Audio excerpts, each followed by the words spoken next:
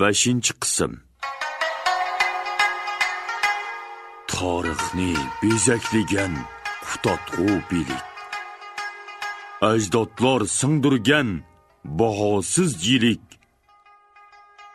Elinga tangdossiz qutlug' xazina u. O'gandi undin adab, Ariston elik.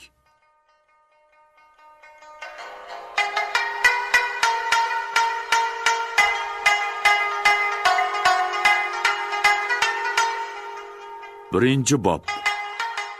Do'stona safar.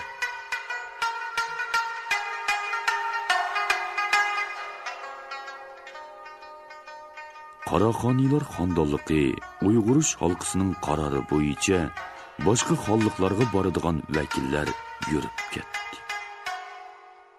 To'ksin Ariston Qo'chu Uyg'ur xalqining qishliq ostonasi Beshboliqqa qarab yo'lga chiqqaniga bugun bir oydan oshdi. Tog'ni bo'ylab yop-yeshil gilamdek uzun so'zilgan o'tloqni kuzning optipi qizitmoqda.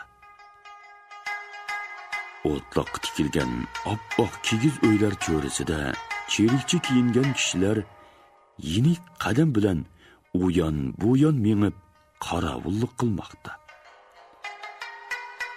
Ular kigiz uyni hurmat bilan asramoqda. Uzoq o'tmay bir cho'ng oq kigiz uyning eshigi ko'tarilib, Aristonbek chiqdi. U ko'zlarini uvlab atrofga havas bilan nazar soldi. O'ng yoqda osmonga taqasqan oqbosh bug'do cho'qqisi farqirmoqda. U go'yoki kulimsirab, Pomir bog'ridan kelgan qadrdek mehmonlarni qarshi elayotgandek ko'rinadi. Aristonbek uyni bir aylanib kelib, qo'llarini maydasiga qovushtirib, beshini ko'tarib, bug'do cho'qqisiga yana sinchilab qaradi. Nima degan hayvatli tog'? O'yladi Ariston. Xuddi Mustaq otining polvon o'g'liga o'xshaydi. Kun chiqish va kun petishdagi ikki tog' cho'qqisi bir-biri bilan quchoqlashsa, nima degan yaxshi.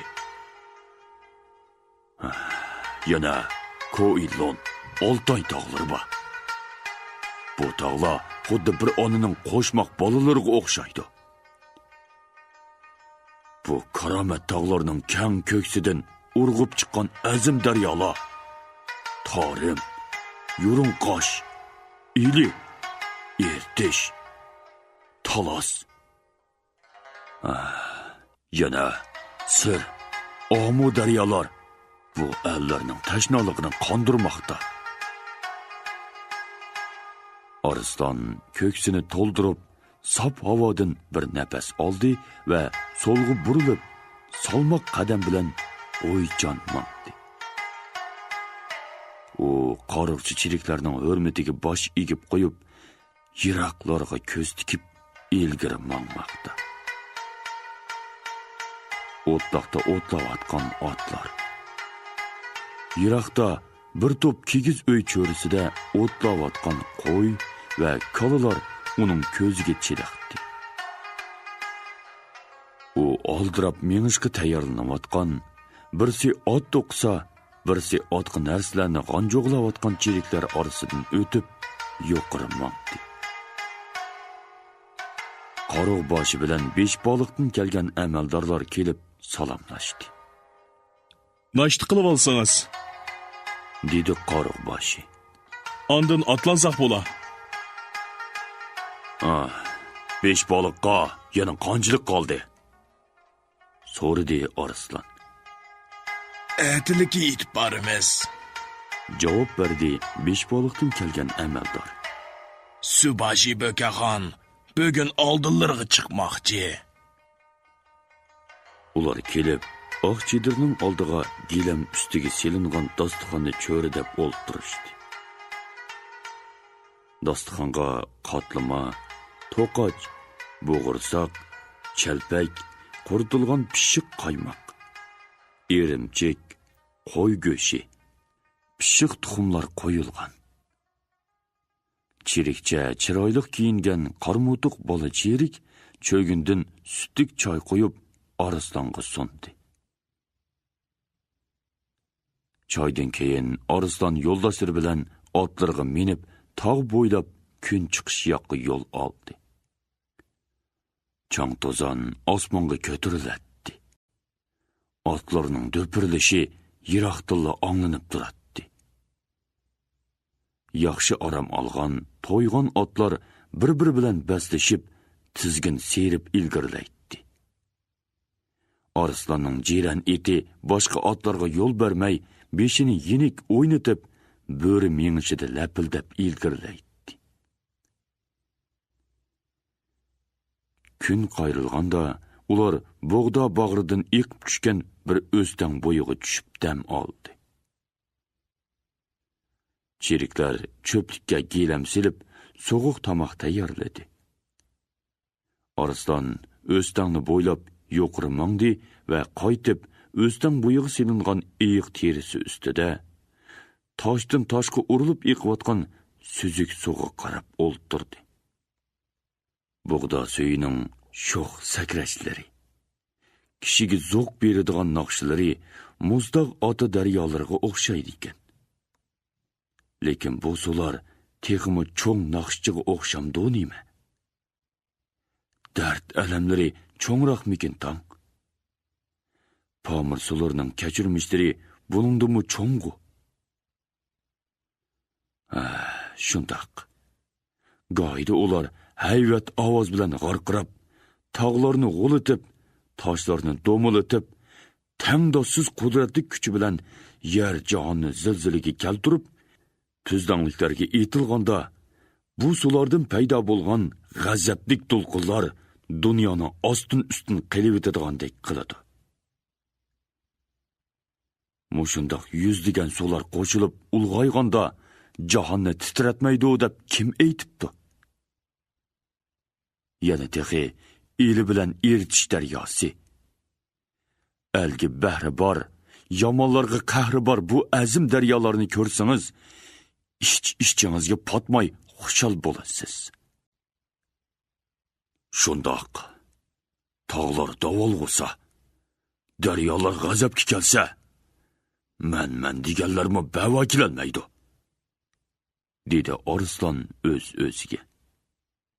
U o'zdan suyi bilan mundoq obdan mungdashqanligidan xeyli rozi bo'lgan edi. U yanala suning sho'x naqshlarini anglab, ko'piklik sakrashlariga qarab o'ltirdi. Arslon va uning yo'ldoshlari sop havoliq o'stan bo'yida bir pas dam olgandan keyin yana otlandi. Kech peshin vaqti. Tuyoqlari qizigan otlar to'p-to'zdub ilgirlamoqda. Atrofga diqqat bilan ko'z tikib ketib borgan qoriq boshi o'ng qo'lini peshonasiga qo'yib, o'zangiga putlarini tirab, yiroqqa qaradi. Bir kishi ot choptirib kelyapti-da, dedi u qo'lini peshonasidan olmay turib. Arslonmi, beshboliq amaldorimi shundoq qarashdi. Rostilla yiroqda bir otliq bu tarafga qarab chepib kelyapti. Bizni choparman bo'z kerak, dedi amaldor. Oldinlariga chiqqan subashi yiqillab qolga o'xshaydi. Choparman yiqillashdi va oxiriga yetib keldi. U otdan tushib chirikchi salom berdi. Otliqlar to'xtadi. Choparman yaqin kelib amaldorga dedi. Subashi yetib keldi. Ha? Qayerga keldi? Orliqi qanchalik bor? Oz qoldi. Ular bozordan chiqqanda men bu yoqqa ot solgan edim. U orqasiga burilib, yiroqdagi ko'tarilgan changni ko'rsatdi. Ana, kelishdi. Qani mangaylo Arslonbek, dedi amaldor. Ular otlarının tizginini bo'shatib, putlarini devitdi. Arslonlar kuzlik ziroatlari yig'ilib daraxt yaproqlari sarg'aygan yezlarni bo'ylab birdan mang'an edi. Oldidan bir to'p otliqlar chiqib keldi. Ular yaqin kelib, otdan tushib, arslonlar tarafga qarab kelishdi.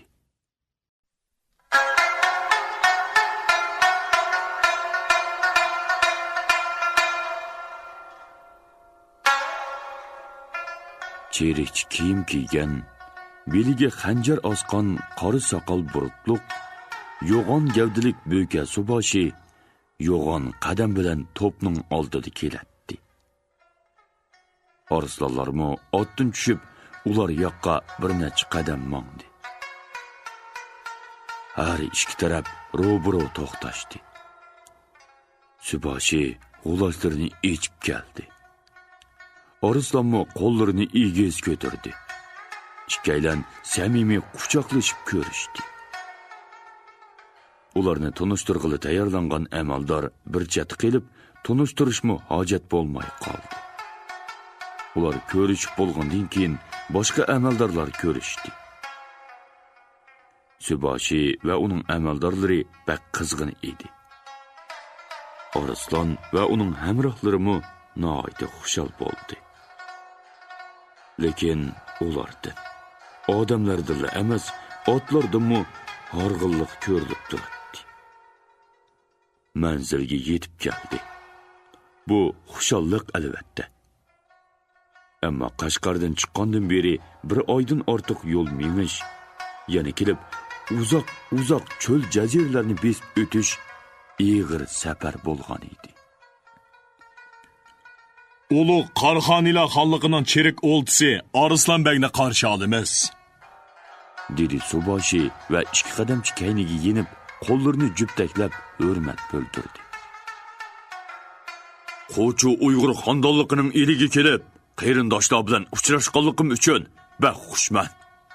Sizni ovora qildik, Bo'ko'xon Suboshi, dedi Arslonmi avval musulmoncha salom berib, ondan berib uning qo'llarini ching siqib. Bo'ka Suboshi Arslonni otlanishga taklif qildi. Ular otlanib yo'lning ikki chetida qator bo'lib turgan qarshi olg'uchi cheriklarning o'rtasidan o'tganda, cheriklar yalang qilichlarini yuqori ko'tarib, "Xush keldingiz! Xush keldingiz! Xush keldingiz!" deb tang varqirashdi. Ularning orqasidan Arslonning qarovchilari, ondan Suboshining cheriklari yo'lga tushdi. Shu kuni kechliki Arslon Suboshi bilan billa daraxtzorlik orasidagi bir kichik bozorga kelib, maxsus tayyorlangan saroyga tushdi. Tamoqdan keyin Bo'ko'xon Arslonni dam ilishga o'rinlashtirdi. Atsi panjirdan kirgan quyosh nuri Arslonning yuzini silab uyg'otdi. U o'zining yaxshi uxlab, obdan hordiq olganligini his qildi. Lekin bel putlari yanada uyushib turadi. Arslon o'rnidan turib, yuz ko'zlarini yuyib, kiyimlarini kiyib, o'ylig'i chiqqanda, qarshi tarafdagi uydan Bo'ka Suboshi chiqdi. Ular salomlashib, hol so'rashgandan keyin atiganlik tamoqqa kirishib ketdi. Ular otlanib, bozordan chiqib, shimol tarafdagi yo'lga qarab boralganda, og'amchi bo'yi ko'tarilgan quyosh o'ng taraflaridan yiqimliq isitib turadi. Qo'cho Uyg'ur xonligining yozliq ostonasi Beshboliq bugun atigandala mehmon kutishga tayyorlanishga boshlagan edi. Janubga qaragan shahar sepilining qovuqi ustiga har xil ranglik alamlar qadalgan.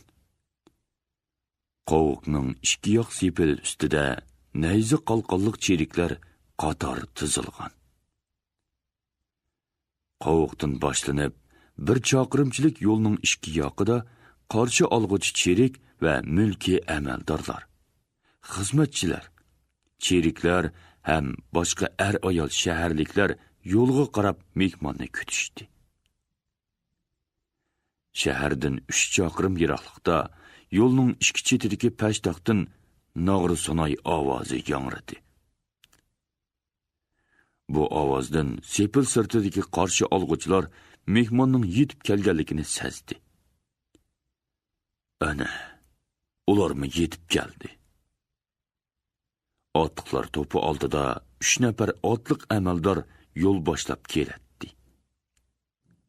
Ularning kaynida 10 g'ulotchi yiroqlikda Arslonbek, Bo'ka Subashi, Qaroqboshi, ulardan keyin amaldor va cheriklar kelishmoqda edi. Ular qarshi olg'uchilarga yaqinlashganda sepil qovuqi ustidagi pashtoqdan nog'ri sunoy va konoy ovozlari ko'tarildi. Arslonbek Bo'ka Subashi bilan otdan tushib, qarshi olg'uchilar o'tirsidan ularga hurmat bildirib mangdi. Qarshi olg'uchilar xush keldingiz deb varqirashdi.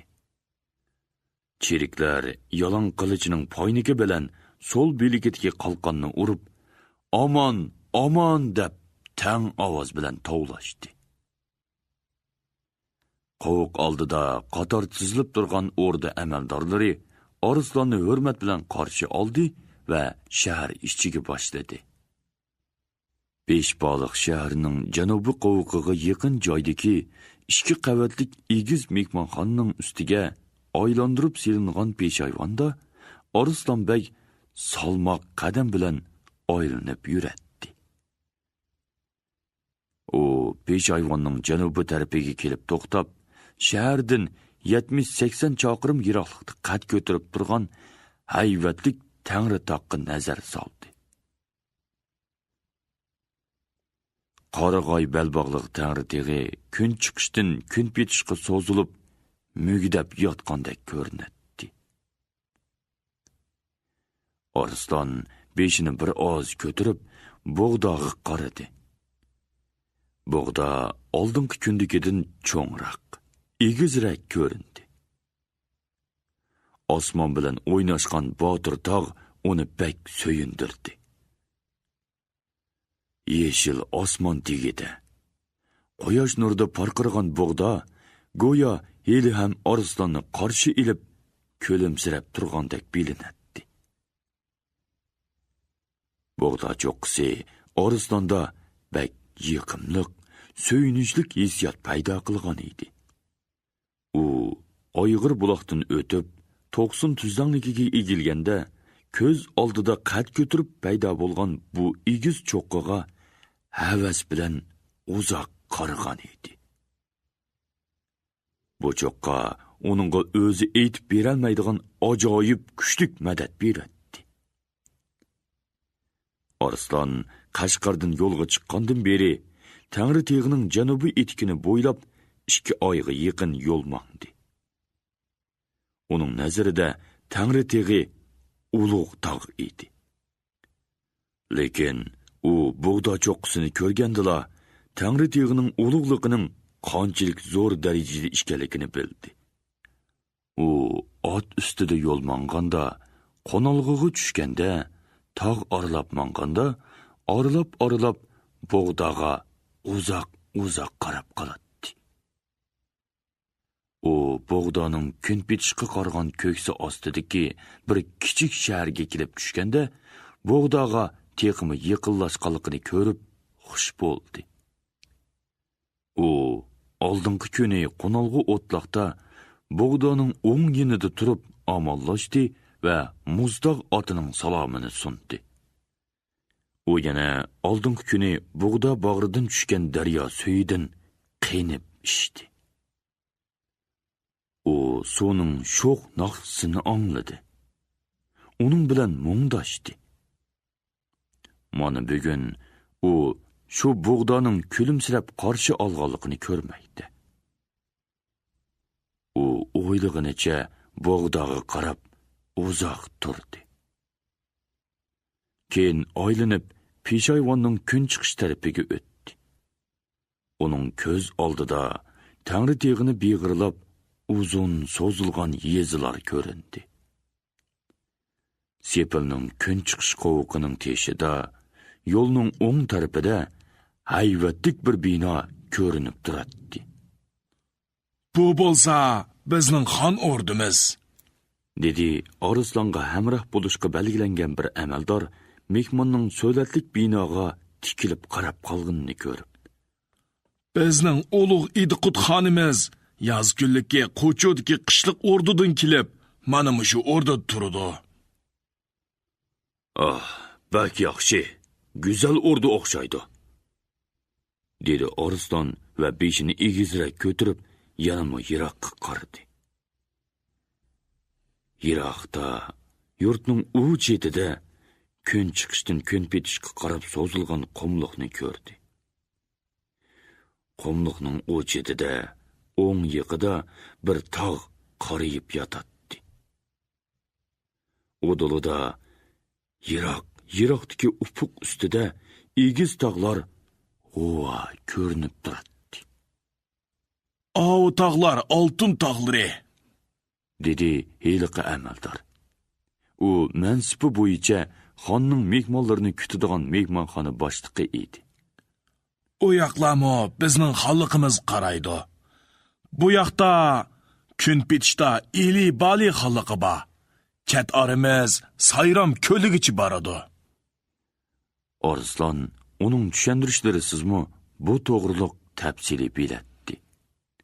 Lekin amaldorning so'z urg'usida o'z xalqiga sadoqat, yurtiga muhabbat urg'ib turganligini pamlab, uning so'zlariga to'xtamay boshlanish deb tushunganligini bildirib turdi. Shu kuni tushdan keyin Qo'cho Uyg'ur xalqining Idiqut'i o'z ordusida Arslonbekni qabul qildi. Arslonbek Bo'ka Suboshi bilan ordu qovuqi oldidagi cho'ng chaqmoq saynoga kelganda, ordu og'isi bir necha ordu amaldorlari bilan kelib, ular bilan omonlashdi. Keyin ularni orduga boshlab mangdi. Arslon bu so'latlik binoga qarab zo'qlandi. Ko'nglida bo'lsa, Qashqardagi Bug'roxon ordusiga selishtirib ko'rdi. Uningga yetmasimi, qilishmaydi ekan, deb o'yladi u ichida. Yo'g'on so'latlik qizil qovuqning ustida 3 qavatlik ravoqda nayzilik qoruqchilar ko'rinadi. Ular qovuqdan kirib, mevilik daraxtlar o'stirilgan keng chaqmoq ho'yliga kirishdi. Ho'ylining o'ttirsidagi tosh yo'ldan o'tib, Udildagi bir cho'ng binoning ichiga kirdi. Bu binoning oyvinidan neri yoqqa o'tib, kichikroq bir gullik ho'ylining to'ridagi 3 qavatlik binoning oldiga borganda, eshik oldidagi palampayning oldida xollarga xos so'latlik kiyingan egiz bo'yliq, soqol burtig'i oq kirgan bir kishining turg'anligini ko'rdi. Uning yanida 2 amaldor, orqasida chiroyli kiyingan 3 nafar bola sheriklar turishadi. U kishi Arslonni ko'ribla kulib oldiga mangdi. Ulug' xoqonimiz sizni qarshi elib oldingizga chiqdi, dedi Suboshi Arslonga. Demisimi, Arslon u kishining Idiqut xon ishkanligini bir ko'ribli bilib bo'lgan edi. Arslon o'zini ro'slab, qadamlarini tezlatdi va oldida kulib kelayotgan xonga yiqinlashdi. "Hormon qarindishim", dedi xon qo'llarini ko'tarib va ondan Arslonni quchoqladi. Arslon o'zida qandoqdir bir yiqimlilikni his qildi. "Xush keldingiz. Sizni qarshi olamiz", dedi xon uning qo'llarini ching tutib. Arslon hayajon ichida xon bilan ko'rishdi. Xon Arslonni boshlab ichkari mangdi. Ular kang, chosi peshayvondan o'ngga burilib, har xil naqshlar bilan tomlari bezalgan kichikroq bir saroyga kirishdi.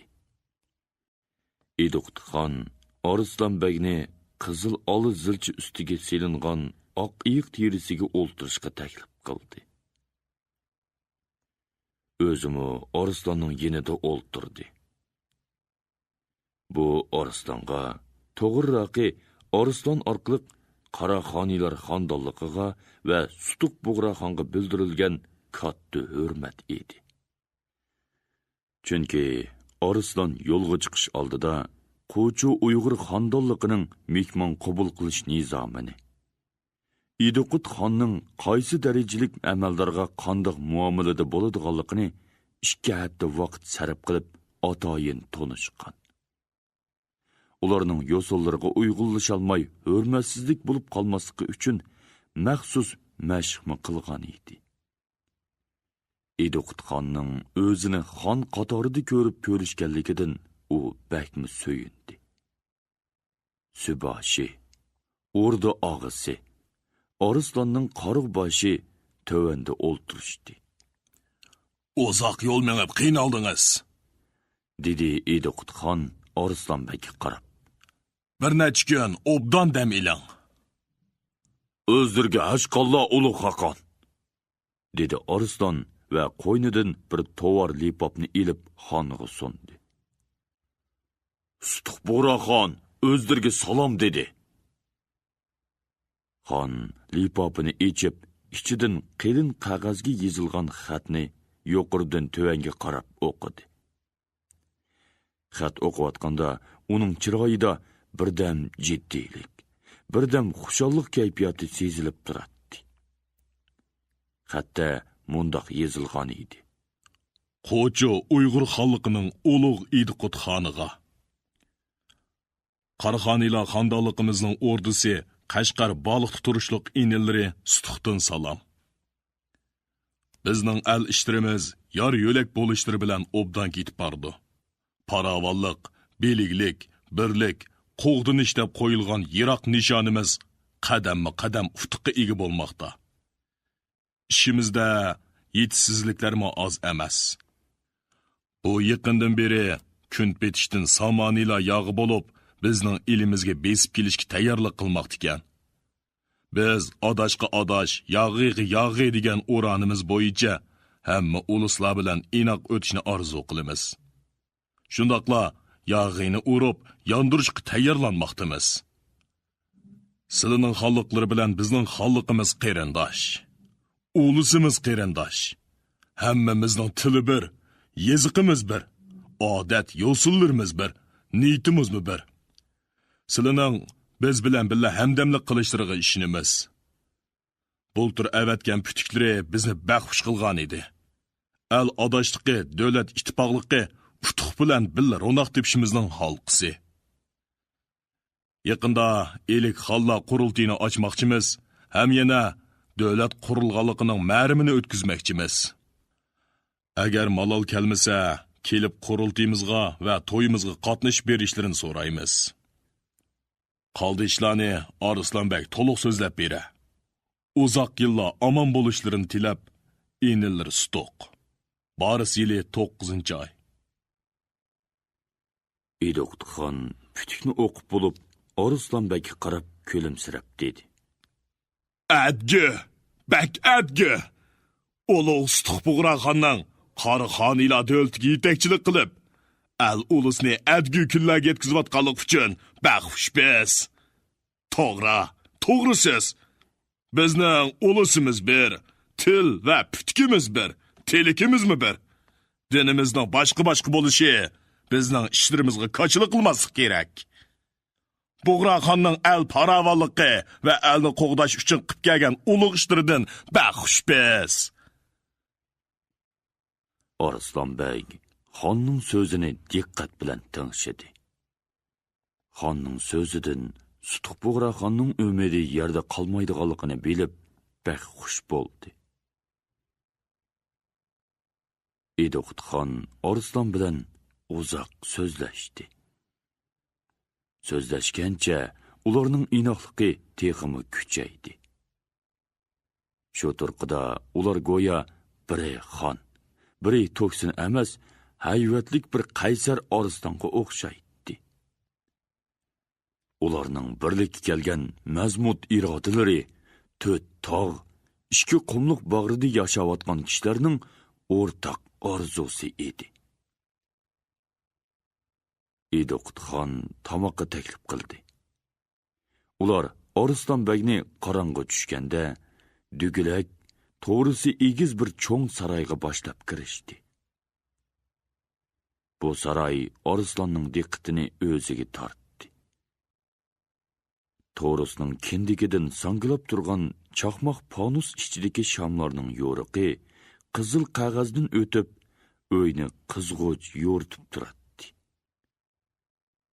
Saroyning tomlariga yayloq va hayvonlarning bo'yoqliq suratlari, har xil ko'rinishlari sizilgan edi.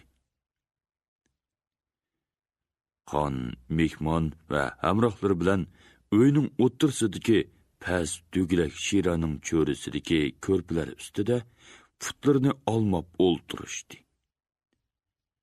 Keyin o'rda og'isining imlishi bilan leganlarda tamoqlar ko'tirgan chiroyli qizlar kirishdi. Saroyni kavob hidi qopladi. Jiq sekilakli qizlar leganni avaylab shira ustiga qo'yib, kaynicha orqalariga yenishdi. Shiraning o'tirsiga butun qo'zi kavobi. Kavobning cho'risiga chalpak, piyoz, ochiq suv, qarmushlar qo'yildi. O'rda og'isi leganda turgan pichoq bilan kavobdan kesib, xon va mehmonlarning oldidagi taxsilarga soldi. Qani baqili, dedi xon Arslonni taklif qilib. Bizda qo'z ko'pini sizlarda yaxshi qila olmas. Yo'qsa, bak yaxshi ekan, dedi Arslon kavobga qo'l so'zib. Har xil tamoqlar birining kaynidan biri kelib turdi. Arslonbek besh boliqi kelib 15-kuni Idoqutxon uni o'g'i taklif qildi. Bir to'p otliqlar. Atiganlik quyosh nuriga to'lgan baraqson yezlardan to'pi to'zitib shimolga qarab yurib ketdi.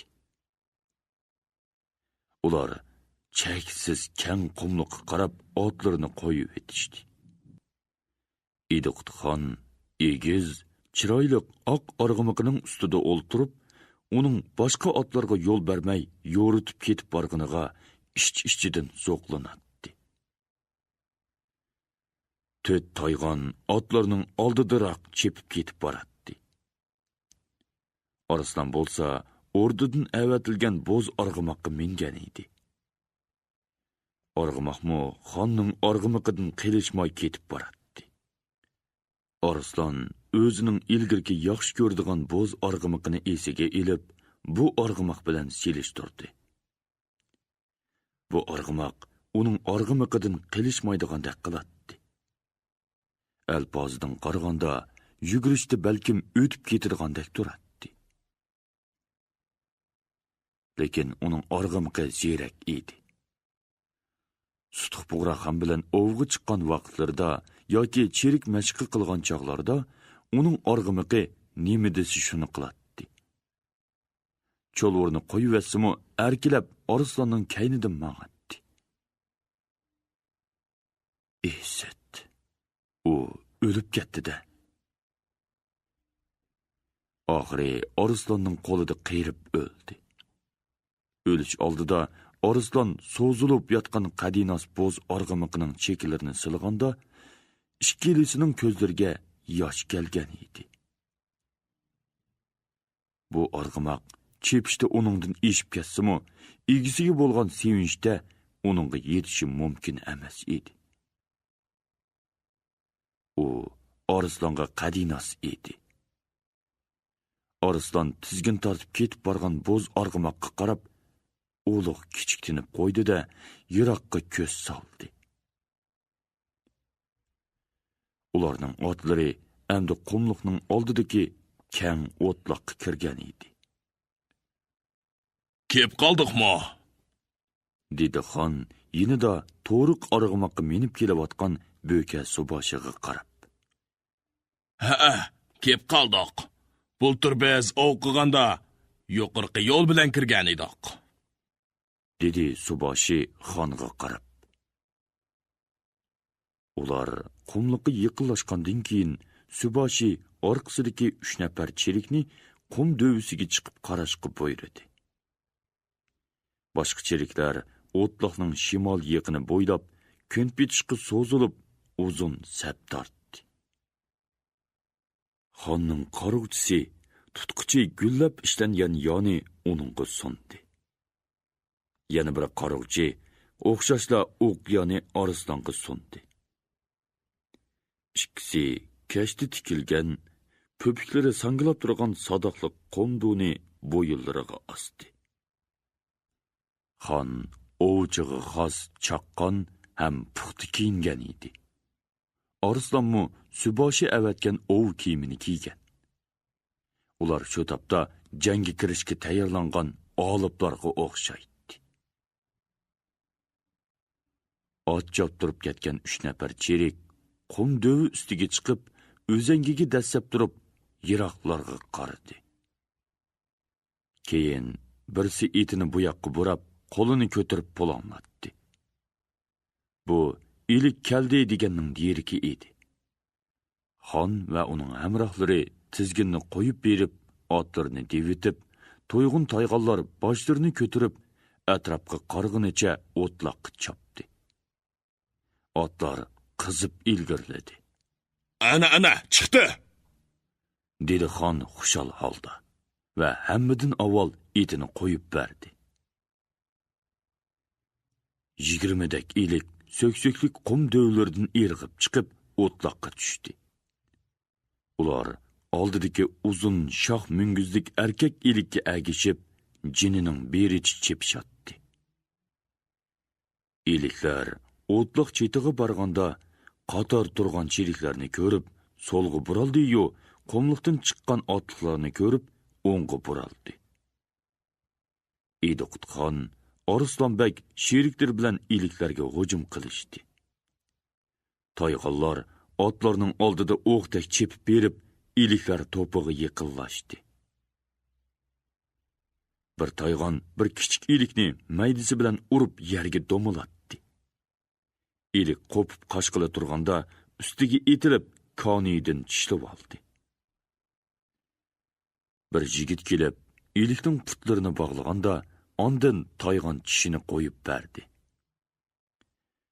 Yigit chiroyli ko'zlari mo'ldirlab turgan ilikning bo'g'ziga pichoq urdi. Ovchilar titrab, pirqirab yugurib yurgan iliklarni o'rab hujum qildi. Xon o'q yoni batlab, yipini qattiq tortib qo'yib bergan edi, sadoq g'o'yildab berib, qechib ketib borgan ilikning so'ngichiga qadaldi. Ilik bir do'milab qo'pib, oqsab qochdi. Bir toyg'on so'ngichida sadoq ig'anlab ketib borgan to'kur ilikni yerga bosdi. Arslonbek etini to'xtatib, ovning jiddiy manzirsini tomosha qilib turdi. Iliklar pirqirab chopmoqda. Cheriklar o'qiya bilan otmoqda. Bir cherik bir ilikni qo'g'lab berib, nayzi etib yiqitdi. Toyg'onlar iliklarni qo'g'lab, teqimi o'duqtirmoqda edi. Xon iliklar orasida ot chepib yurdi. Bir erkak ilik Arslonning udulidan chepib kelib, o'ngga buraldi. Arslon uni otgan edi, tagmay qoldi. Arslon uning orqasidan ot soldi. Uzoq o'tmay, uning org'imiqi ilikka yetishib qoldi. Arslon etini to'xtatib, o'qyoni batlab otdi. Ilik bir necha mullaq etib yerdan qopdi, lekin mong'olmay daldugunib qoldi. Arslon yetib borsa, ilik yelinib, ko'zlarini mo'ldirlatib yetibdi. U Arslonni ko'rib, qopishga urinib baqdi. Bo'lolmadi. Uning so'ngichidan qon yiqib turadi. Sadoqning uchi ilikning qoq palliki ustida lingshib turadi. Arslonning yigitlari yetib kelib, ilikni bo'g'izladi. O, qizib ketdi. Tirik qolgan iliklar yog'ining chambirikining tarayib kelayotganligini ko'rib, qirilib tugishiga ko'zi yetdi. Bir erkak ilik qo'yindak etilib, otliqlarning beshidan irg'ib, uchqandek o'tib ketdi. Uningga agishib, boshqa iliklarmi shundoq irg'ib o'tdi. Tavakkul etilgan o'qiyalar bilan ikki ilik do'milab tushdi. Shuning bilan bu jang oyoqlashdi. Ovchilar qaytib, o'tliq chetiga yiqinlashganda, kavobning mazzilik hidi dimoqqa tegdi. Kishilarning ov bilan unutib qolgan ishtaylari echildi. Ular otlardan tushib, yuz qo'llarini surtishdi va suvsiz eriq bo'yidagi jigdi daraxtlari yeniga selingan zilchi ustiga o'ltirishdi. Bir pasdan keyin dasturxon selinib, har xil so'g'uq tamoqlar keltirildi. Sütlik choy qo'yildi. Ovchilar ussigan chig'i avval choyga tutish qildi. Orqa-orqadan piyolalar choyga suniladi. Keyin zix kavoblarmi keltirildi. Ilik go'sht kavobi yaxshi bo'ladi, dedi xon qo'lidagi zix kavobdan bir parchani chaynab turib. Shundoq, kishi o'zi otgan ov go'shi texmo tamlik tetiydi, dedi Arslan. Ular ishtaha bilan kavob yeyishdi. Ondan qo'g'in tavuz, üzümler keltirildi. Tamoq yeb bo'lib, xon ko'rpiga o'ngdichi so'zildi. Arslan mingib berib, o'zi mingan, tarlab ketgan bo'lsa-mu, tetik turgan bo'z arg'umoqqa bir oz qarab turdi va qarig'inicha otning orqasidan aylanib yurib ketdi. Beshini shu yoqqa burab, o'ngdischi yotgan Ediqutxon Arslanning harakatini bayqidi va bo'z arg'umoqni yoritib qolgan o'xshaydi, dedi ichida. Kun qayrilib, arg'amchi bo'yi qolganda, ovchilar qaytishga otlandi. Ular quruq eriqdan o'tib, bir qumushliq orasidagi yo'ldan ketib borganda, toyg'onlar quyruqlarini shipangshitib, yerni purab pirqirashqila turdi. To'ng'iz bo'lsa kerak, dedi toyg'on boqqichi cherik. Otliqlar izlab mangan toyg'onlarning orqasidan mengishdi. Ular pasrak qumushliqqa chiqqanda, toyg'onlar qavg'on bo'yi chalibuli ko'ringan ikki to'ngizni qo'g'lab ketdi. Ovchilar ot silishdi. Cho'ng toyg'on yetib berib, bir erkak to'ngiz bilan ilishib qoldi. Qattiq vangshidi. To'ngiz qochdi. Ular yetib borsa, toyg'on yerda so'zilib yetibdi. Uzunsig'i yerilgan qo'rsqidan uchay qiyrilari chiqib qopti. Toyg'on boqquchi darhol otdan tushib, yonchuqidan zayyib juvolduruzni ilib, ishning qo'rsqini tikishga boshladi. Ish g'inqilmay so'zilgan peti yotadi. Onun asosiy qahramonining holiga qarab, ovchilar ichi og'ritdi. Xonning ichi texmi og'ridi. U bu qadinas polvon do'stini yaxshi ko'radi. O'lib ketadigan o'xshaydi, dedi xon afsuslanib, ko'zlarini porqirtib yotgan toyg'onga qarab. Chatoq yo'q. U joyidan qo'psili o'lmaydi.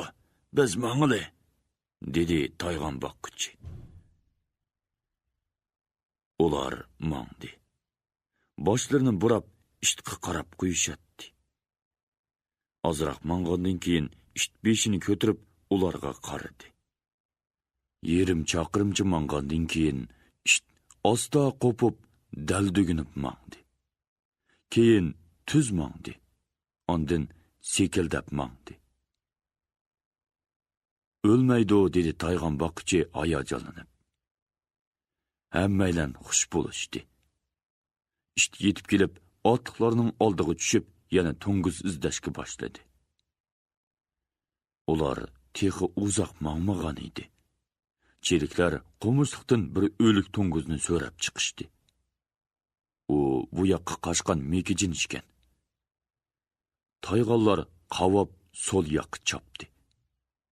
Ovchilar borsa, qo'mishliqning chetida bir jig'onni cho'ridab, itlar qavab etibdi. Eliqi qavon to'ng'oz belining tövinini jig'on ichiga tiqib ilib, itlarga xirs qilib etibdi. Xon yenidagi cherikidan o'q yoni ilib, to'ng'uzning ko'ksini challab otdi. To'ng'uz yiqildi. Itlar o'g'lishib, uni talashqa boshladi. Eliqi yarida Tayğan hammadan qattiq taladi. Keyin u to'ng'uzning bo'g'izidan tishlab, g'izildab turib, oldi oyoqlarini yerga qattiq tirab, orqasiga dojib, barliq kuchi bilan so'ridi. To'ng'uz rostili so'rilib chiqdi. U to'ng'uzning ustiga menib olib turib, rosa taladi. Tala, derdan chiqsin, dedi xon Tayğanға maslikka kelib. Ovchilar yo'lga tushdi. Ozroq mengib bir chig'liqqa chiqdi. Itlar quloqlarini dingaytib qoldi. Qarg'udak bo'lsa, chig' orasidan etilib chiqqan ikki to'shqon o'la tirilishiga boqmay qechib ketib etibdi. Tayğanlar chopdi. Cho'ng Tayğan pallikini yerga qo'yib qarab tomosha qildi. Ozg'ini yugurib Tayğanlar yetib oldi. Ikki Tayğan ikki to'shqonni belidan tishlab ilib keldi. Bu ov toza arzonga tushdi. Toshqonlar o'ldimi, hoshidan ketdimi, uniga hech kim parvo qilmay otga g'anjoq oladi. Ana tulka! deb varqirdi birsi. Qarg'udak bo'lsa, bir uzun siyriq tulka chig'liq orasida qechib ketib beribdi. U qochqancha orqasiga qarab qo'yatdi. Bu ov Tayğanlarga oson tushmadi. Tulka birdam chig'lar orasida g'oyib bo'ladi. Birdam cho'plik eriq ichiga kirib yo'qoladi. Tayğanlar oxiri o'rab qo'g'lab yurib, uni oldi. Bir Tayğan yondan berib, maydisi bilan bir urg'an edi, tulki do'milab ketdi. O'qibqicha yana bir Tayğan kelib bosdi-da, uning bo'g'zini qattiq tishladi. Tulki xirqirab, tipirlab, oxiri jon berdi. Tulkini cho'rdab tik o'ltirishgan to'rt Tayğan ot chepishib kelgan ovchilarga, orqadiraq so'kildab kelgan cho'ng Tayğanға mag'rurlik bilan qaraydi. Barikallah, bularga yem berish kerak, dedi xon orqasidagi Tayğan boqqichiga qarab. U otdan tushib, g'anjug'idagi xurjindan pishiq go'sht ilib itlarga bo'lib berdi. Itlar ishtay bilan yedi. Tayğan boqqichi tulkini g'anjoq oladi. Ovchilar yeziga yaqin qolganda, xon oldida ketib borgan otliqning g'anjo'g'isidagi to'shqonning medirlayotganini ko'rib qoldi. To'shqon g'anjo'g'i bog'langan oldi ikki qo'lini tishi bilan yeyishatdi. Xon yenida ketib borgan Arslonga sharat qilib ko'rsatib qo'ydi.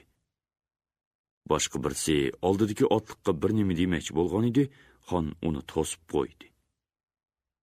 Bir pasdan keyin to'shqon paloqqida yerga tushdi-da, bir do'milab qo'pib, quyruqni tikib etdi. Boshqalar otmoqchi bo'lganda, xon Atmala! Onun ko'radigan kuni bor ekan, deb otqizmadi. Hey, qarg'bashi! Toshqonni mahkam tuting, qechib ketmasin yana, dedi xon oldidagi otliqqa. Bog'laqliq, o'lgan to'shqon nega boradi deyla? dedi qarg'bashi. Lekin u go'monlanib qo'lini orqasiga so'zib, to'shqonni silamoq bo'lgan edi. To'shqon yo'q. Hammaylar qaqoqlab kulishdi. U xijolat bo'lib qoldi. Qarang, o'lik toshqonmi qochdi ekan, ha? deb varqirab kuldi xon. Ovchilar yurtga kirganda ko'z qaraygan edi. Bugun Iduqut xonning Arslanbekka beg'ishlangan ziyofati bo'ldi. So'latlik mehmonxonada besh boliqning mo'tivar amaldorlari va yurt kattalari Soyib xon bilan mehmonni kutib o'ltiradi. Ularning orasida orduning o'lchilari, o'ttira cho'ng arboblari, suboshidan tortib tuman boshigacha bo'lgan cherik amaldorlar, cho'ng zimindorlar, chorvadorlar, otoqliq savdogarlar bor edi.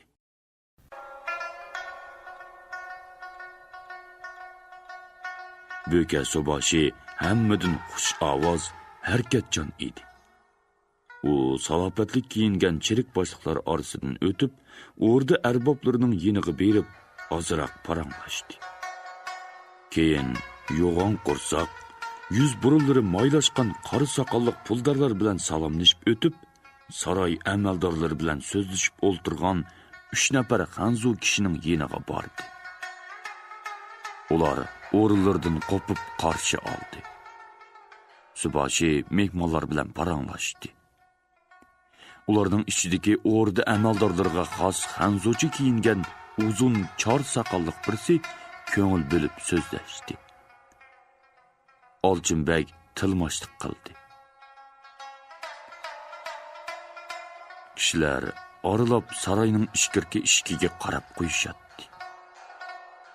Xon bugun Arslonbek bilan 3-chi qitim so'zlashatdi. Oldingi 2 qitimlik suhbat samimiy, do'stona bo'lgan edi. Qo'chu xonligi, Qorxoniylar xondonligi bilan ittifoq bo'lib, birlikda elni paravon qilish, birlikda g'arbdan keladigan chat yog'iydan elni qo'g'dash. Mana bu suhbatlarning natijasi bo'ldi. Arslonbekning kelishdan maqsadi shu edi. U bu utuq bilan qaytib borganda Ustuq Bug'roxonning rozi bo'lishiga ishonatdi. Bugungi suhbat avvalgilardan texmi yaxshiroq bo'lishida gap yo'q edi. Saroyning ichiga echilib, xonish Arslonbek bilan birga kirib keldi. Saroydagilar hurmat bildirib, ta'zim qilishdi. Xon Arslonbekni boshlab, halqi bo'lib turgan mehmonlar oldidan aylandi. O'rda og'isi va o'lchilarni, o'rda amaldorlarni, boy zimindorlarni tanishtirib mangdi. Ular chilliq Xanzu mehmonlar yeniga kelganda o'rda og'isi: "Mana bu kishi Chin xalqining elchisi Wang Yandi bo'ladi" deb yiliqi uzun chorsoqol kishini tanishtirdi. Wang Yandi 2 mushtini peshonasiga qo'yib, so'l oyog'ini ozroq orqaga surib, o'ng oyog'ini yerim egib, xonga bosh egdi va "Ulug' Idiqut xonining umri uzun bo'lg'ay" dedi. Ondan Arslonbekmi yengil ta'zim qilib qo'ydi. "Elchi Wang Yandi bizning konu do'stimiz bo'lib qoldi" dedi xon Arslonbekka qarab va uni elchiga tanishtirdi. "Bu kishi Qorxoniylar xalqining cheriklar o'lchisi, qarindishimiz Arslonbek." O'rda og'isi Wang Yandining yenidagi Xanzularni tanishtirdi. Bu kishi elchining yordamchi amaldori. Bu kishi Chin xalqining savdo vakili. Ular xonga va Arslonbekka hurmat bildirdi. O'rda og'isi mehmonlarni ziyofat saroyiga taklif qildi. Xon va mehmonlar saroyga kirib kelishdi. Saroydagi bezaklar Arslonbekning diqqatini alohida jalb qildi. Xonish Arslonbek bilan saroyning to'rida. Paz shira oldidagi ko'rpa ustida putlarini almashtirib o'ltirishdi. Shiralarga tomoq tortilishga boshladi. Ularning 2 yiqida o'rda katta boshlari va Wang Yandi. Tövanda boshqalar o'ltirishdi. Cho'ng tovoqda xuddi tirikdak bo'ynini so'zib yotgan qo'zi ilik kavupi qo'yildi. Boshqa shiralarga kavoplar keltirildi. Har xil tamlik tomoqlar kelaverdi. Arslon oralab tom va to'risdagi rasmlarga zo'q bilan qarab qo'yatdi. Tomlarda qorliq cho'qqisi ko'rinib turgan yeshil gavdalik tog' bag'ridagi kang bog'lar. Ayol sozchilar, usulchi qizlarning suratlari chizilgan. Chiroyli kiyingan, uzun choch, kolti sekrakli qizlar nozliq jilvi bilan mehmonlarga qaraydi. Bir to'p qanotli qizlar uzun qizil yeshil durdularni yalpitib, bo'g'di cho'qqilariga qarab uchatdi. Ba'zilari oqbosh cho'qqini oylanib, ko'tarilib, palakda parvoz qiladi. Arslonbek suratlarga qarab to'ymaydi. Bu yerdagi suratchilar bizning yurtdagilardan eshib tushdi ekan, deb o'ylaydi u. Tomoqdan keyin tomosha sarayida o'yin ko'rsatildi. Birlashgan soz, qo'shma g'azallar, yolg'iz va qo'shma usullar to'xtamay qatirig'i davom qildi. Bo'libmi qizlarning kichik jildirdobliq usuli Arslonga bak yoqdi. O'yin tun yerimgacha davom qildi. Atsi Arslonbek Wang Yandining talabi bo'yicha uni qabul qildi. Olchinbek Wang Yandini boshlab o'rdining mehmon saroyiga kirganda, Arslonbekning qarg'uchisi ularni qarshi ilib, bir yosidoq uyga boshlab kirdi va Arslonbek bir kishi bilan so'zlashyotdi. Bir pasdan keyin chiqdi. Elchidan kechirim so'radi dedi. Ikkalan paranglashib o'ltirib, tomdagi bir koplit she'rga ko'zi tushdi. She'r siriq sirliq, qizil girvaklik taxtayga Uyg'urcha cho'ng, mashqli qora xat bilan yozilgan edi. Wang Yandi tomga yaqin berib she'rga: "Ajab chiroyli yozilgan xat ekan. She'rga o'xshaydi.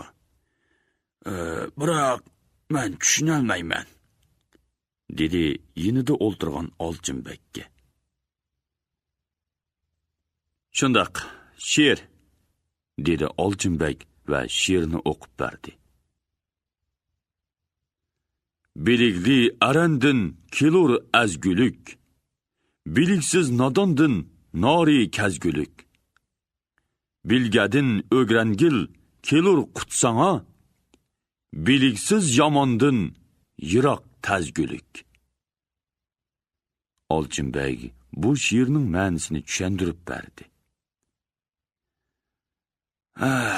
"Bak yaxshi, mazmuni bak cho'nqur ishkan", dedi Wang Yandi ta'sirlanib.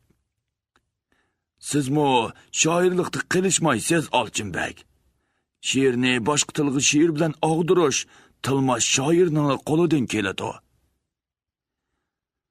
U Olchinbekning uni qarshi ilib oldiga chiqqanda, yo'l ustida Chuyuyanning she'rini tarjima qilganligini esga oldi. Wang Yandining qo'nalg'i joyi bor ko'l bo'yi. Keshliki. 15 kunlik to'lin oy daryo ustida parqiraydi. Yiroqdan anglangan larzon, mungluq nay ovozi jimjit, go'zal kechida kishiga zavq va ilhom beradi.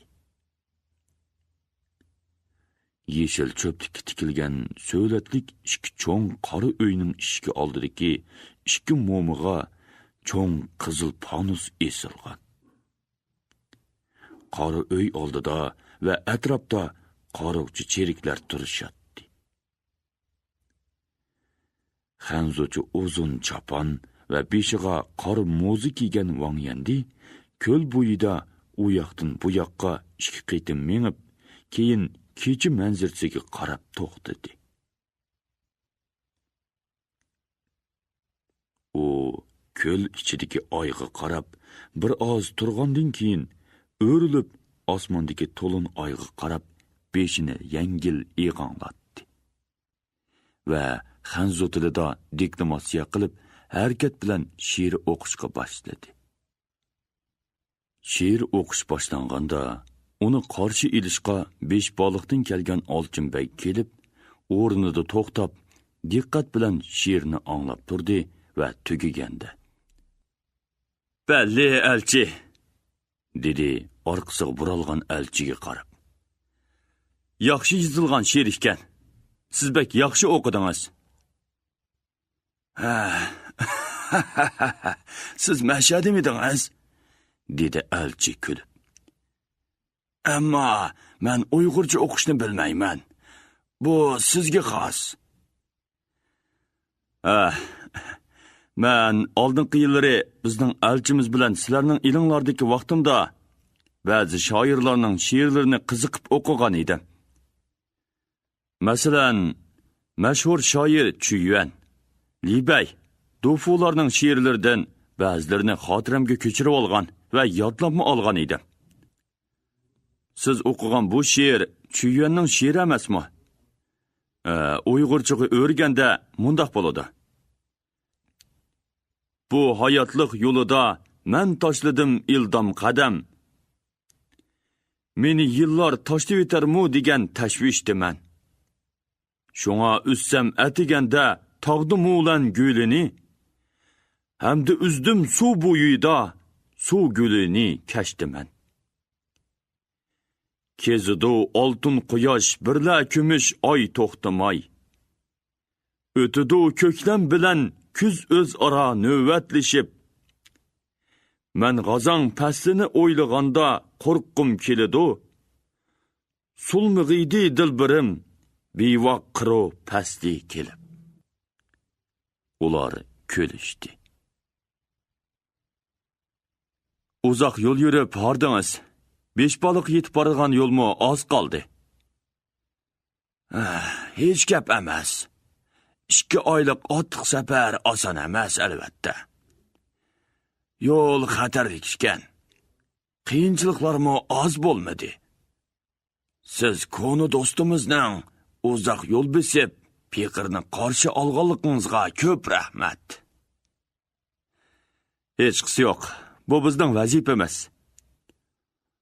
Elchining yuqorqi xiyollarini Arslanning "Kechirgaysiz" degan ovozi uzib qo'ydi.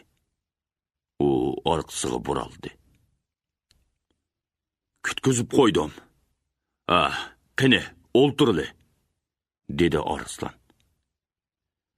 Ular xeyli uzoq suhbatlashdi. Elchi so'ng davlatining ahvolini, Chin xaqoni ichkirdagi ishlar bilan bo'lib, Qaraxoniylar xondonligi bilan aloqa qila olmayotganligini, yaqin orada biror elchi avatib qelishi mumkinligini so'zlab, ikki davlat orasida zich aloqa o'rnatishning muhimligi to'g'risida to'xtaldi. O'zaro savdogar va karvonlar avatish to'g'risidagi burunqi to'xtamlarni yenglash va yangidan boradigan savdo karvonlari, ularning bexatarligiga ikki taraf tang kapolat qilish masalalari o'tirg'i qo'yildi. Arslan Qaraxoniylar xondonligining ahvolini tanishtirib, so'ng davlati bilan davomli aloqalash kerakligi to'g'risida to'xtaldi. U Wang Yandining fikrlariga qo'shiladiganligini bildirdi ham Qaraxoniylar xondonligining so'ng davlatiga elchi va savdo vakillari avatishi mumkinligini bildirdi. U bu ishlar to'g'risida Sutuq Bug'raxondan ruxsat so'rgandan keyin Wang Yandi bilan yana aloqa qiladiganligini bildirdi. Suhbatdan har ikkaylan rozi bo'lishdi. Atsi atiganda besh baliq xon ordisining oldida cheriklar ikki qator tizilib turishadi. Qovuq oldidagi bo'ka subashi nimanidir kutib sirtqa qarab o'ltiradi. "Ana, keldi!" dedi birsi otliq o'rda oldiga kirib kelayotgan Arslan Begni ko'rsatib. U cheriklar qatorining beshida otdan tushdi. Bir cherik amaldor uni cheriklar orasidan boshlab mangdi. Ularning orqasidan Arslanning qariqboshi va qariqchisi birga keladi. Qovuq oldida bo'ka subashi Arslanni kutib oldi va "Xon sizni uzatmoqchi", dedi. "Men ketar oldida xon bilan ko'rishib ketmoqchi edim", dedi Arslon xijolat bo'lgandek qilib. Qovuq ishkilsidan o'rda og'zining hamrohligida xon chiqib keldi. U Arslonga qarab kulib keladi. Shunda qilib, bizni tashlab ketadigan bo'ldingiz, do'stim, dedi xon Arslonning qo'llarini siqib. Omon bo'lsak ko'risharmiz. O'zlarini bak ovora qildim. Hech qisi yo'q. Qarindishimiz Tuxbug'ra xonga salom dang. Bu xat uningga. Xon lipopili xatni berdi. Qarindoshlik salomlarini cho'qim yetkazman. O'zlarim bizning yurtlarga berib qaytqayla. Xonning sharti bilan ikki cherik yon tarafdan ikki arg'moqni yetilab keldi. Biri bo'yin quloqlaridan quyruqigacha ko'k yupuq bilan yepilgan egarsiz, egiz quloq arg'amoq edi. Yana biri egarlik bo'z arg'amoq edi. Bu arg'amoq Arslonga tonish edi. Shu topda otlar o'rnida turolmay tipirlaydi. Mana bu Tuxbug'ra xonga arzimagan sovg'imiz, dedi xon quloq arg'amoqni ko'rsatib. Mana bunisi sizga. O siz bilan o'da tonishgan emasmidi? Sizni yaxshi ko'rib qopti. Hech ayrilg'isi yo'q. Kuldi xon. Bay rahmat. Bu ikki ot bizning inoq qarindoshligimizning guvohchilari. To'g'ri aytdingiz. Xo'sh, yo'ldan qolmang. Oq yo'l tilaymiz. Xon Arslonbek bilan mahkam quchoqlashdi. Arslon xo'shlashib burilishga tamshalgan edi. Qani, otlining. Mushu bo'z otni mening. Men ko'rib turay, dedi xon. Arslon mamnunlik bilan xon taqdim qilgan bo'z arg'amoqqa chaqqon mindi. Arslon mengishga oldirgan arg'amoqning tizginini tortgan edi. U oldi oyoqlarini ko'tarib tiklandi va qattiq kishnidi. Arslon qovuq oldida, palampay ustida kulimsirab qarab turgan xon bilan yana bir qitim xo'shlashib orqasiga buraldi. Otliq bo'ka suboshi uning bilan tang mongdi. Orqalaridan mangan ikki nafar qarg'a boshining kaynidan chopchib turgan quloq arg'amoqni ikki cherik ikki yondan tizginini tutib yetilab mongdi. Maydondan chiqarda ikki yoqda qator turgan suboshining chiriklari orqalaridan agashdi. Ular maydondan chiqib ketguncha xon qarab turdi. U orqasiga burilib qo'l ko'targan Arslonga qarab, qo'l ko'tarib uzatdi. Qaraquchi Uyg'ur xalqining ostonasi Qaraquchi shahrining sepili ustidagi kang yo'lda Arslonbek Qo'chu xalqining bosh o'ltisi bilan xo'shal paranglashib ketib boradi. Arslon bu yerga kelgili 3 kun bo'lgan edi. U Beshboliqdan kelguncha tog'lar eshib, cho'llar kezib, g'org'illiqdan 2 kun orom oldi. Bugun atigan bosh o'lchining hamrohligida ostonani tomosha qilish uchun sepil ustiga chiqqan edi. Ular bir egiz ravoq oldiga kelib to'xtab, uni ko'zdan kechirgandan keyin palampaydan ko'tarildi. Orqalaridan bir qism o'rda amaldorlari va qoriqchilar billanmoqdi. Ikki oylanma palampaydan ko'tarilib, ular cho'ng chaqmoq panjirlik uyga chiqdi.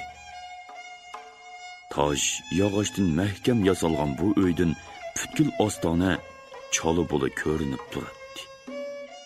Yuqori chiqayloq, dedi bosh o'lchi Arslonga. U yerdan hamma yoq ochiq ko'rinadi. Yana bir oylanma palampaydan ko'tarilib, ular ravoqning ustiga chiqdi. Tosh salosulliq bu joydan ostona tugul, butkul atrof, yezi kan, tog' edir, cho'l qumlarni ochiq ko'rgili bo'ladi. Mana olib taq. dedi bosh o'lchi qad ko'tarib turgan tangri teg'ini ko'rsatib. Bu tağni kishilar erkin tağ deb atishadi. Keyingi yillarda Tangri tağ deb ataydigan bo'ldi. Rostli hayvat tağ. O turmushimizning buluqi. Rostli hayvat tog'. Olib tog' ekan, dedi Arslan. Olib, Tangri, erkin. Demisimi shundoq. Oliblarning olibi, tog'larning tangrisi, bo'shliqning erkin o'g'loni. Qarang, bu bug'da cho'qqisini. O maydisini kerib, ko'k bilan o'ynashmoqda. Arslan bu so'zni shundoq mag'rur va jarangliq ovoz bilan aytdiki, bosh o'lchi va boshqa amaldorlar qoyil bo'lganliklarini bildirdi. Shundoq, bak to'g'ri baho, dedi bosh o'lchi. Onun oq beshi qori bulutlarni bo'sib chiqib, kun nurda paqirab turganda kishining ko'ngli yayrab ketadi. Shundoq, bulutlar judulliq bo'lsa-mu, o o'tkinchi. Bug'da tik turg'ini turgan, dedi Arslan. Keyin u tog' bag'ridan tövanga, kentlarga tugillik og'amchidek so'zilgan korizlarni ko'zdan kechirdi. Sizlar yor taktidan suvni ilishqa ustikansizlar. Tangri tog'magan suvni cho'l yutib oladi. Kishilar unidan tortib oladi. Suv bo'lmasa, terikchilik bo'lmaydi-da. Qarang Arslanbek. Bu berdiki tog' oldidagi uyni ko'rdingizmi? Ko'rdim. Bak cho'ng joy bo'lsa kerak. Cho'ng joy, ulug' joy. Bizning butxon emas. U yerda butba. Bu uyni bezakli deb ataymiz. Bak yaxshi ekan. Men cho'qim berib ko'raman, dedi Arslan. Keyin burilib kun petishqa, kun chiqishqa, tövanda tog' bag'rida qumliq qo'ynida so'zilib yotgan bo'stonliqqa ko'z soldi. Haqiqatan go'zal makon. Bak go'zal, dedi u huzur bilan. Ko'zning o'tkir optipi qizdirib, peshonlardan chim-chim tar chiqili turganda ular ravoqdan tövalladi. Atsi Arslan Beshboliqdan hamroh bo'lib kelgan o'rda og'isi bilan bezakli butxonasini ziyorat qilg'ili chiqdi. Kun org'omchi bo'yi o'rilganda ular otlandi. Bog'liq o'ylilar orasidagi ikki tarafidagi o'stangda shildirlab suzuk suv eqib turgan yo'llar bilan ular bir pas mang'andan keyin kentning chetiga chiqdi. Oldilarida ancha egiz bo'lmagan qizil ola tog' echildi. Sol yoqdagi soyda bir o'stang suv eqib turadi. Ular yiqilib borganda tog' qo'ltig'ida yuqoriroqda hayvatlik bir bino ochiq ko'rindi. Uning qizil sopol o'g'zalari, cho'ng kichik munorlari quyosh nurida parqiraydi. Kang chaqmoq o'ylining o'ttirsig'i silingan bu egiz pas binolarning o'ttirsida boshqalardan egiz va so'latlik bir bino qad ko'tarib turadi. Bezakli, dedi Arslan ichida va ilgari ong'onlarini asladi. Kishilar doim uch-cho'ng Budda ibodatxonasini maqtashyapti.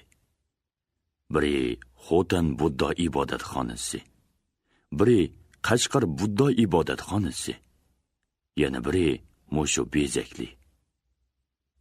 U bezaklini eng cho'ng, go'zal ibodatxona deb anglagan. Shunlashqa u Qashqardan chiqishdan burunla bezakli ibodatxonasini bir ko'rishni ko'ngliga pukib qo'ygan edi. Bugun atigandala kishilar mehmonni qarshi ilishga jobdingan edi. Ular kimnidir kutib, bo'yinlarini so'zib, shahar tarafga qarashyapti. Oxiri o'rda og'isining hamrohligida Arslonbek chiqib keldi. Ularning kaynida 2 qoruq boshi va 4 nafar cherik keladi. Ular tog'ning beliga chiqqandan keyin otlardan tushib, qator sagi teraklar orasidagi yo'ldan minib, tog' bag'riga ko'tarildi. Ularning o'dilida bir chaqirimcha yiroqlikda hashamatlik butxona ko'rinib turadi. Yaqinlashgancha binoning qaddi cho'ng'aydi. Ular kichik sepilga o'xshab ketadigan dugilak tomning ichida tizilib turgan qizil o'gzilik imoratlarni ko'rdi.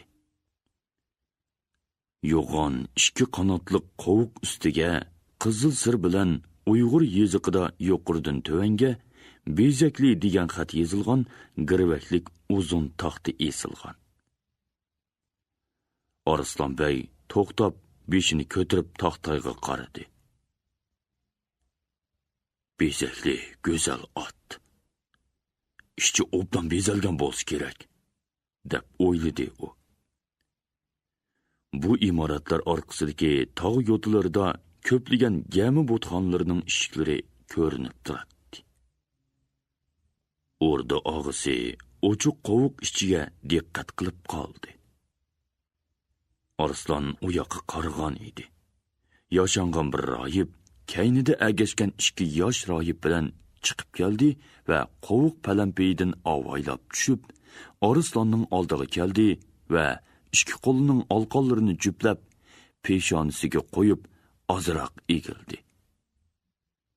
"Amitabha", dedi u g'urunglab chiqqan ovozi bilan. Keyin tuzlanib, "Ormag'ayla, qutlug' mehmon", dedi. Arslonmi o'xshashla diniy takalluf bilan javob qaytardi. U endi musulmon bo'lsa-mu, Budda dinining yo'sullari uningga yot emas edi. Arslon rohibning siyoqiga sap soldi. U yuqori tabiqliq rohiblarga xos salofat bilan kiyingan. Yanglari kang, uzun, siyriq yaktakning ustidan bo'ynini aylantirib, orqasiga tashlangan qizil siyriq yo'lliq raxt tizlardan töven tushib turadi. Chilondek yo'g'on, jigarrang kahravon marjonliq tasvir parqirab, qo'rsqigicha tushib turadi. O'ng biligiga bir kichik siyriq tasvir o'rib ilingan. Choshsiz yumuloq beshi parqirab turdi. Oq kirgan qo'yuq qoshlari yepib turgan ko'zida qandoqdir bir sir yo'shiringandek qiladi. Bu sir Budda ilohining qudratidan derak berib turamdu yoki yolg'ondan kishilarni aldayotganiga uyalganlikdanmi, buni bilib bo'lmaydi. Rohib singoyon bo'lib, qo'llari bilan Arslonni ichkiriga taklif qilib, o'zi oldidaroq yondab mangdi. Ular daraxtliq ho'ylada qo'llarini peshonlariga qo'yib tizilib turishgan rohiblar o'ttirisidan o'tib, palampaydan supuga ko'tarildi. Ular toshliq salosun bilan o'ralgan chaqmoq supining o'ttirisiga o'rinlashgan egiz qizil binoning qizil qovuqidan ichkari kirdi. O'dilda Sakyamonining badashqan qurib o'ltirgan haykali. Uning 2 yiqida boshqa bir muncha Budda muakkallarining haykallari qo'yilgan. Uyning temi oldiga har xil qiyofatdagi Budda kohillarining haykallari qator qo'yilgan edi. Ular orqa eshikdan yana bir ho'yliga kirib, ovuningdan egizrak bir tosh supiga chiqdi. O yerdan yanami cho'ng bir binoga kirib, boyiqlardimi cho'ngroq, hayvatlikrak ma'budlar haykallarini va tomlardagi, to'g'risidagi har xil, har rangdagi suratlarni ko'rdi. Rost yaxshi bezalgan ekan, dedi Arslon ichida. bu binoning orqa eshig'idan 3-hovliga kirishdi. Hovli keng, ishki chetida peshayvonlar ostida chiroyli panjirlik uylar ko'rinib turadi. Hovlining o'ttirsida cho'ng kichik rohiblar qator tizilib qarshi oladi. Ular boshdagi ikki supidanmi cho'ng va egiz bir tosh supiga chiqdi. Bu yerdan bezakli tomlarining tashqarisidagi tog' etaklarini, yezi kentlarni ko'rgili bo'ladi. Arslonlarni boshlagan rohib egiz qovuq oldiga kelganda, ikki qasnoqda turgan 2 nafar yosh rohib qo'llarini peshonasiga qo'yib, rohibning oldiga kelib egildi. Rohib boshlariga qo'lini tekkizgandan keyin orqasiga chekindi. Arslon bu cho'ng binoning tashqi qurilishiga qoyil bo'ldi. Binoni aylantirib, peshayvon chetiga tirab tikilgan yo'g'on, egiz qizil to'riklar 4 tarafdan binoni ko'tarib turadi. Arslon ishkir kiribla quchoq yetmaydigan alomat cho'ng qizil to'riklarni ko'rib, qatmuqat egiz o'g'zining mazmut turalganligini bildi. Ular eshikdan kirganda, ikki yonda turgan cho'ng yoshliq 2 rohib oldi bilan bosh rohibga Budda dini qoidasi bo'yicha hurmat bildirdi. Keyin Arslon va bosh o'lchiga hurmat bildirdi. Ularni oldilariga qelin nomlarni qo'yib, 2 qator o'ltirib, g'o'ngshigan cho'ng ovozlar bilan o'qiyotgan rohiblar o'ttirisidan boshlab mangdi. Oxiri ular ro'burosida hammadan cho'ng yasalgan hayvatlik Sakyamunining haykalini ko'rdi. Odam bo'yidan egiz supining o'ttirsida oltin rangda sirlangan bu Sakyamuni bir qo'lini peshonasining o'ttirsiga qo'yib, putlarini almashtirib o'ltiradi. Haykalning cho'ngligi kishini hayron qoldiradi. Bosh rohib Arslonning bu butga qarab qolganini ko'rib, but qo'yilgan supa 3 quloch, haykal 5 quloch, butun egizligi 8 quloch keladi, deb tushundirdi. But haykalning oldida 2 tarafga 2dan 4 ma'bud. Ularning kaynida 4dan 8 muakkallarning haykali tik turadi. Turli qiyofatdagi va turli obrazlarni ifoda qiladigan bu ma'bud va muakkallar go'yoki Sakyamunini qo'g'dayotgandek va uning diniy ma'rifatlariga ta'bir berib, jahonga jor silayotgandek bilinadi. Bosh o'lchi bola rohib ilib kelib bergan uchi yenib turgan uzun qizil no'xchini ilib, but oldidagi o'qir shira ichiga qodidi. Keyin rohibning hamrohligida yerga qo'yilgan dugilak yostiqqa tiz cho'kib, butga cho'qindi. Arslon musulmon bo'lsa-mu, butga cho'qinish uningga yot to'yilmadi. U kichikligida dadisi Botir tog'iga agishib, har kuni degudek butxonaga berib, butga cho'qinganligini aslab, bir xil tonishliq sezim hosil qildi. Endi u butga emas, Allohga cho'qinadi. U namoz o'qiganda but dargoyingda saqlag'in demaydi. Alloh bir, Muhammad uning rasuli, men sodiq banda deydi. Shu topda u o'z shaxsiyati uchun emas, bir musulmon davlatining elchisi bo'lganlikdan but va cho'qinishlarga hech qanday ifoda bildirmay qarab turaverdi. Butxona rohiblari va qo'chu Uyg'ur xalqining amaldorlarimi diniy e'tiqodga o'xshamaydigan yo'sinlarni bilgachga boshqacha ifoda bildirmadi. Ular o'rinlaridan turib, cho'ng rohibga agishib, butxonaning yon va orqa tomlaridagi har xil suratlarni tomosha qildi. qator tizilgan xilma-xil haykallarning ustidagi tomlarga bir-biridan go'zal va yangicha rangli suratlar chizilgan.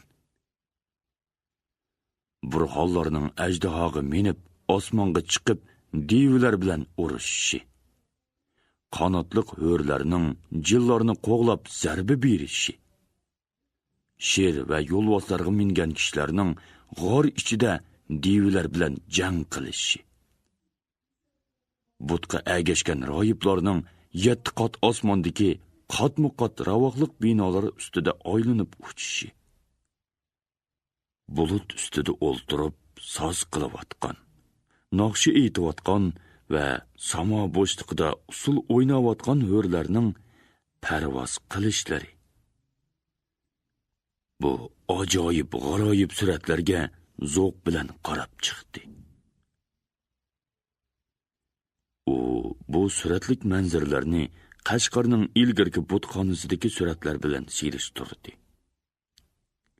U ilgari o'zi ko'rgan Budda ibodatxonalari ichida bu bezakli ibodatxonasining alohidaligiga, mohir ustalarning nafis san'atlariga qoyil bo'ldi. Undan keyin ular yuqorqi tog' bag'ridagi gami butxonalarni ziyorat qildi va ajoyib, g'aroyib, go'zal suratlarni tomosha qildi. Bugun Qo'chu boliqning oyoqroqidagi cho'ng, go'zal o'rdi beg'ida Arslonbek hurmatiga ziyofat berildi. Bog' mehmon va kutkichilarga to'lgan. Bog' qo'qidan kirganda o'ng yoqda Koriz tilmisidan etilib chiqqan suzuk suv kishining zo'qini keltirdi. Arslan bosh o'lchi bilan qovuqdan kiribla ko'zi darhol tilmig'i tushdi. Ajab suzuk suv, sho'x iqishini qarang, dedi bosh o'lchiga qarab. Shundoq. Yer tomiridan oylinib chiqqan erkin tog' suyi. O tirikchilikning buluqi, dedi bosh o'lchi. Ular mevazorlik orasidagi yo'ldan ishkirladi. Kishilar ularga hurmat bildirdi. Ular bog' o'ttirsidagi salosulliq supi oldiga kelganda, o'rdi arboblari, cho'ng kichik amaldorlar va yurt kattalari qarshi oldi. Supiga chiqib o'ltirgandan keyin Arslan bog'ga nazar tashladi. Rostilla bak obdan, go'zal bog'gan. Supidan o'ng va so'lg'i so'zilgan kang, uzun uzum barangida ko'z optibida sarg'aygan har xil uzum shingillari sangilab turibdi. Atrofdagi qizil, seriq olma, anor, shoptul, nashpitlar go'yo mehmonni qarshi elib ko'ladi. Supining neriroqida cho'ng-cho'ng qo'g'illar tizib qo'yilgan. Uning nerisida kavobdollardan ust ko'tarilib, mazzilik kavob yedi boqqa to'lgan. Supidagi dasturxonga bog'ning yaxshi mevalari qo'yilgan. Dasturxonning o'ttirisida cho'ng leganga shingili bilan yotqizib qo'yilgan uzun munoqi uzumlar Arslonga go'yo yemisingiz maylingiz deb nozliq kulimsirab turgandek ko'rindi. Arslan shingildan bir tal uzumni uzib og'ziga solganda, uni yemay iloji yo'qligini his qildi. Rost degandek, bu uzum Qashqar uzumlaridan ham uz, ham shirin ekan. U oldida turgan kosidan bir parcha qo'g'ini yeb ko'rib, buni Qashqar qo'g'iniga selishtirishga petin olmadi. Ziyofat boshlandi. Kavob kaynidan mazzilik taomlar uzilmay kelib turdi. Tushdan keyin boshlangan ziyofat kechgacha davom qildi. Neriroqdagi supida o'ltirib nag'ma qilayotgan sozandalarning soz naqshlari ziyofatning fayziga payz qo'shib turdi.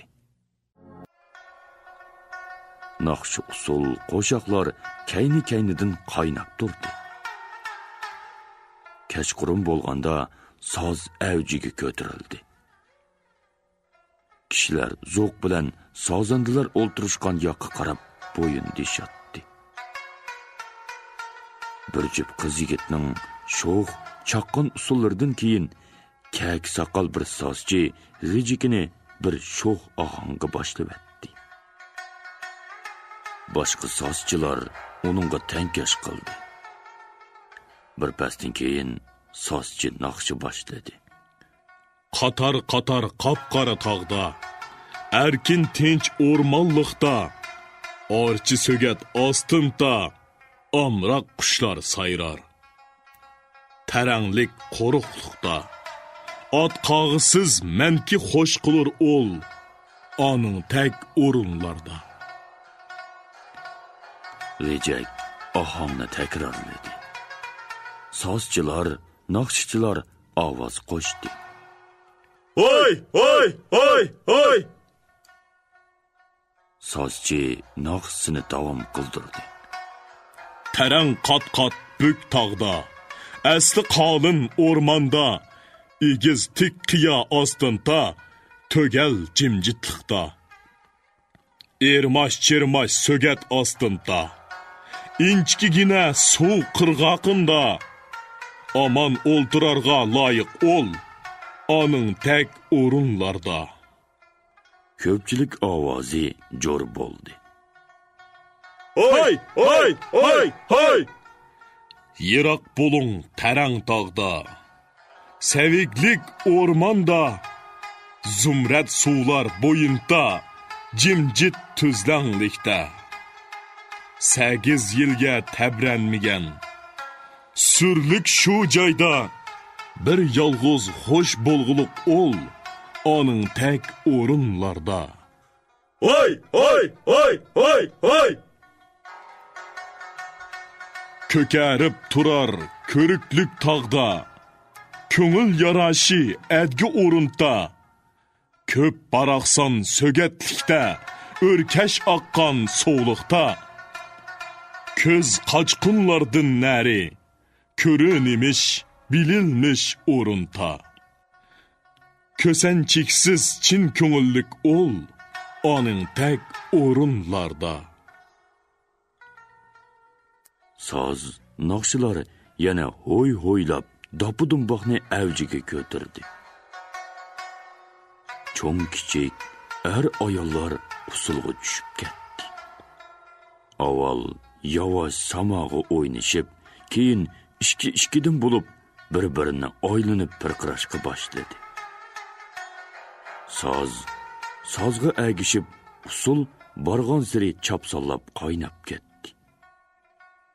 Goyilar herib o'midab chatga chiqdi. Bir munchilari ko'zlarini yumib pirqiraverdi. Yiqilganlarni kishilar ko'tirib chatga olganda, uning hamrohlari ko'zini yumib pirqiraverdi. Shunda qilib usulchilar oziyaverdi. Oxir bir jup qiz yigit qoldi. Ular ozroq pirqirgandan keyin birpas yavash o'ynadi-da, yana pirqirashga boshladi. Birdam o'ng, birdam ta'tir pirqirashdi. Pirqirdi. To'xtamadi. Borgancha chopsollashib ketdi. Peshonlaridan tarlar oqqilib turdi. Ular ko'zini ochmayla pirqirgancha choponlarini yeshib, irg'itib tashladi. Pirqiraverdi. Oxir kishilar o'gi so'ram bilan kelib, ularni ko'tirib osmonga tashlashdi va ko'tirgan peti supug'i ilib keldi. Arslan bosh o'lchi va boshqa amaldorlar bilan qo'pib, ularni xushal tabrikladi. Sozchilar o'rinlardan qo'pib, sozini bulishiga qo'yib-etdi. Ko'pchilik naqshilarga agishib, chavoqqa kelishtirib, Hoy, hoy, hoy, hoy, hoy, hoy, hoy, hoy! deb varqirishatdi. Butkul bog' karomat, xushalliq tantanasi bilan to'ldi. Bugun Arslan yo'lga chiqdi. Bosh o'lchi bir qism amaldorlar va cheriklar bilan uzitib chiqdi. Ular yurtdan chiqib, otlarni yo'ritib, bir pas mang'ondan keyin tog' bag'ridagi och yo'lga kelib to'xtadi. Mehmon va uzatquchilar otlardan tushib quchoqlashdi, xo'shlashdi. Arslan otlandi. Bosh o'lchi boshliq uzatquchilar Arslanlar uzab ketguncha qarab turishdi. Berib, Arslanlar ko'rinmay qoldi. Osmondagi suv to'lqiniga o'xshab, lapildab eqib turgan sog'im ularni quchoqlab qo'yniga olgan edi.